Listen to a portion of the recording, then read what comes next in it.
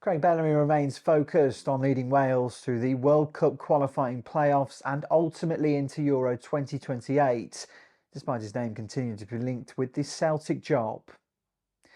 The former Celtic loanee is contracted with Wales until the tournament, and his priority is guiding the national side to a strong showing in the UK and Ireland hosted finals.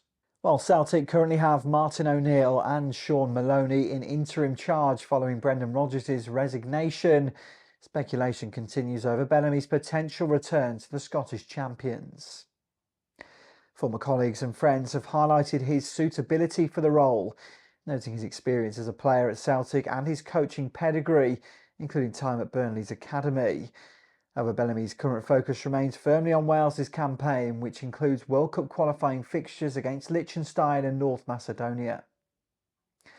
Preparations for Euro 2028 are already underway, with Wales aiming to play warm-up matches at Cardiff's Principality Stadium. The 74,500 capacity venue will host the opening game and 6 matches over the tournament.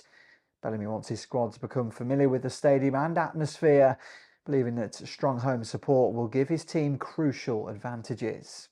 This approach is also intended to reintegrate football fans into a stadium that has not hosted Wales since 2018, ensuring that the national side benefits from a full supportive crowd during key fixtures. Bellamy's approach is pragmatic. Wherever Wales play, the focus is on preparation, familiarity and maximising the squad's performance. The strategy reflects Bellamy's long-term thinking, prioritising sustained development over short-term distractions, such as club managerial speculation.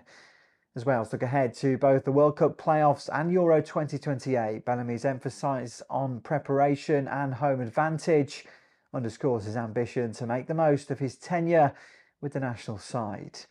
While links to Celtic may linger, the focus remains firmly on guiding the Dragons to success on the international stage.